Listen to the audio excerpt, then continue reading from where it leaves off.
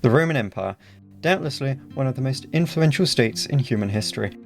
Its development, growth, and eventual collapse are the stuff of legend, being many a history buff's very vocal obsession. And he's the biggest history buff I know. So buckle up. This is the start of what is likely to be a multi-part series, giving an almost, nearly, not quite really, brief history of the Roman Empire, charting its growth from a scrappy little city in Latium into a nation-conquering juggernaut. And this time, we'll be rambling on about the predecessor to that empire we all know and think about on a daily basis, the Roman Republic.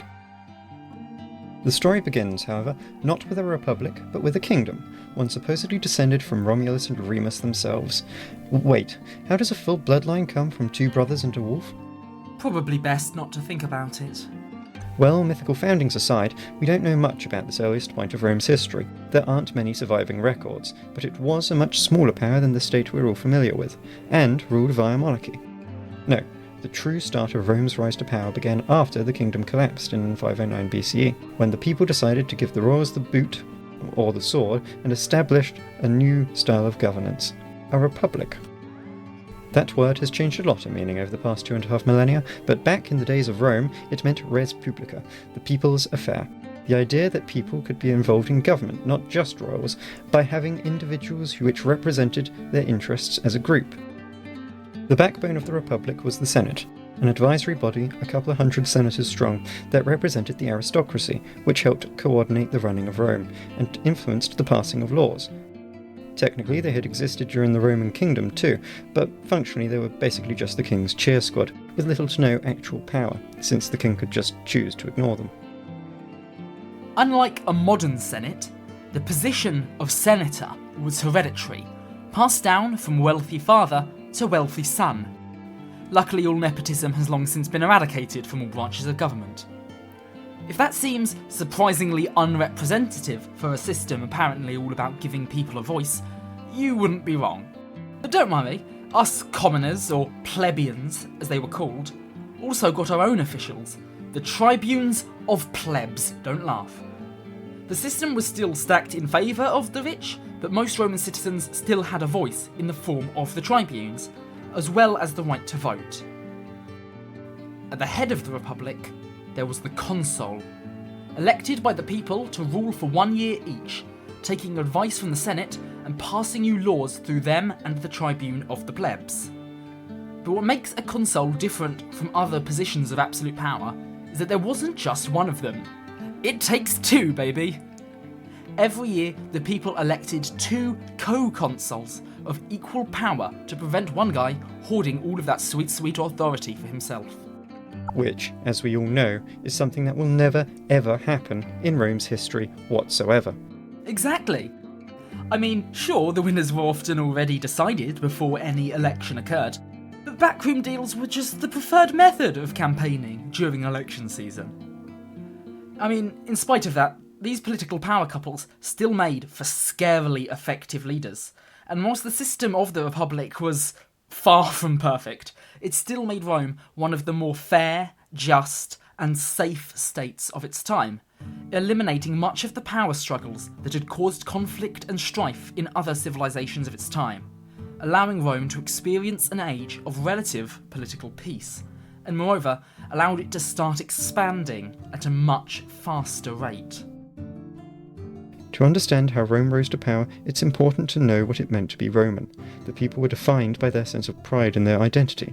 Citizenship was restricted at this stage to those who lived in the city of Rome only. Even then, it was only provided to those who had been born in the city itself.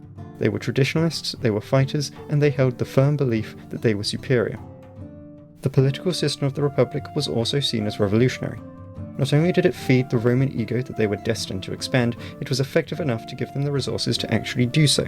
It cultivated a culture of martial pride, pushing Rome into bellicose and belligerent military campaigns, eventually encompassing all of Italy.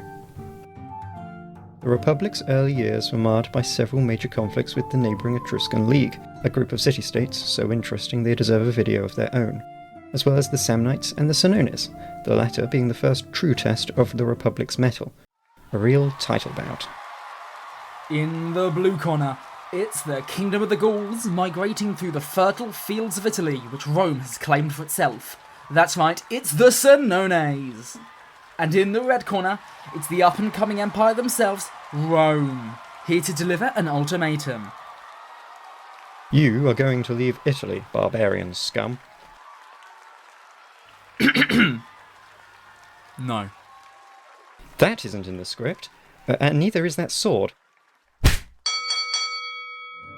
The Romans were, to use the technical term, absolutely shattered. Their tactics were flawed and outdated, still mimicking those of Greece, so the Senones wiped the floor with their armies, and it seemed like they weren't stopping there.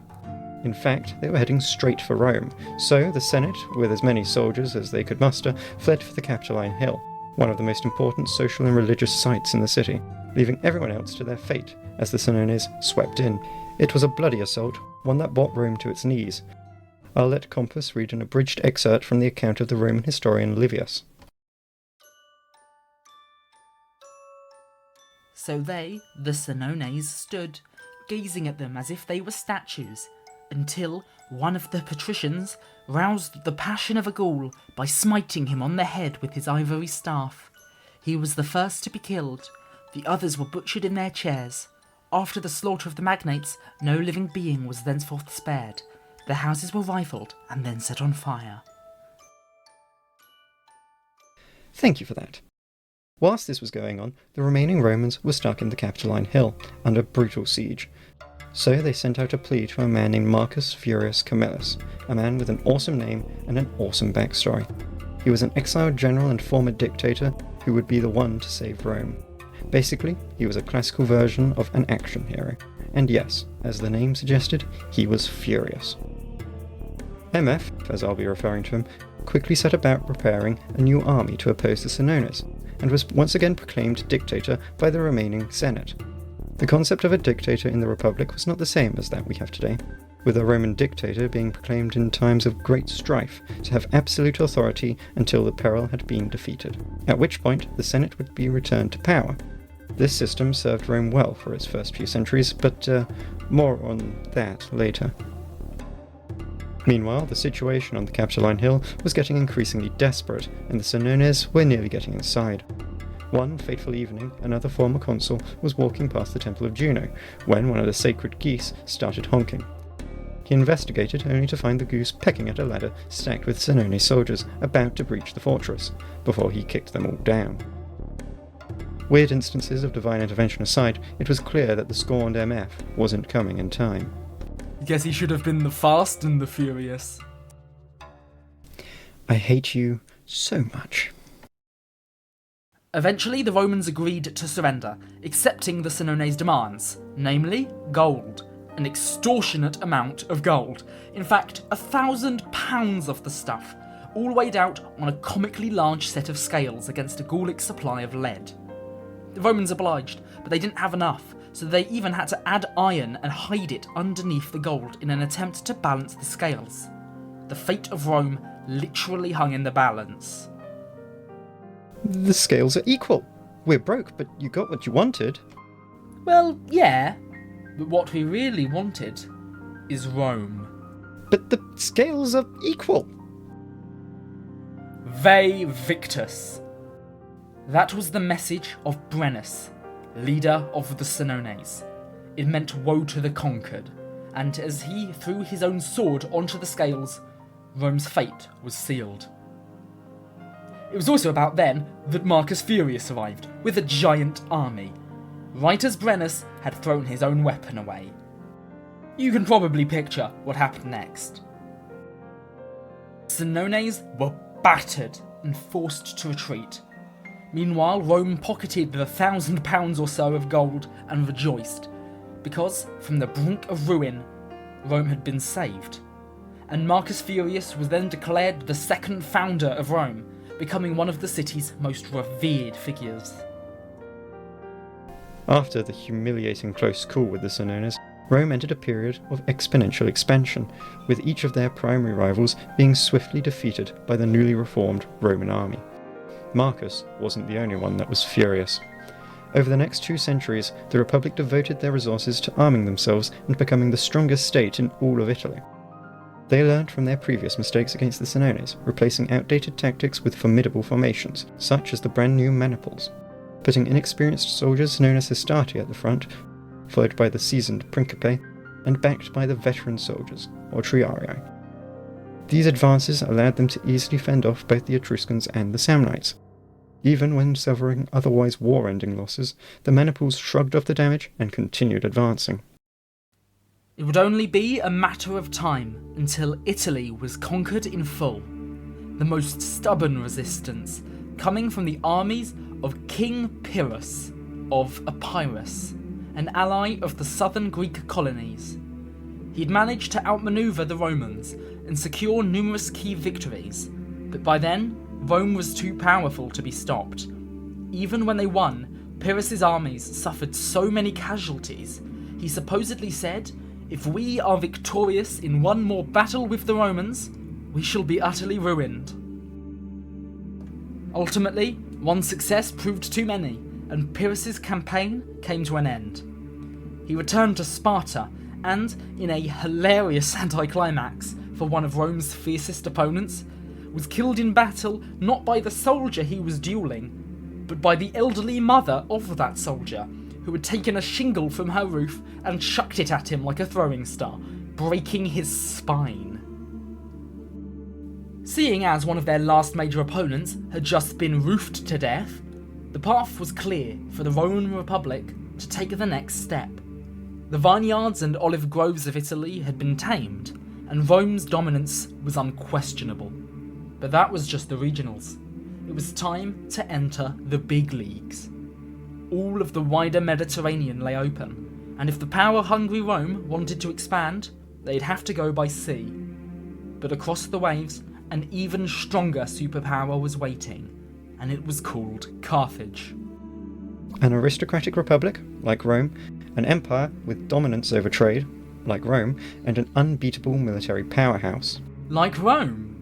The matchup was going to be much closer, but both empires had an insatiable desire for growth and the systems in place to back it up.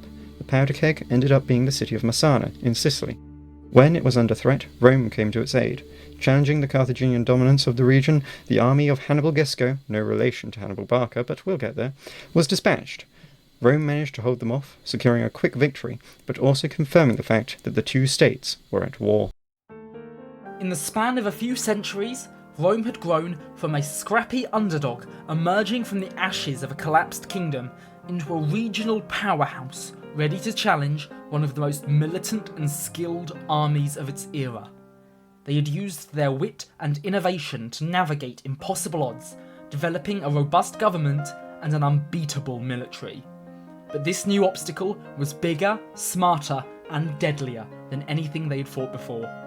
But the Romans never took no for an answer. They would continue to expand. The die had been cast, the Punic Wars had begun.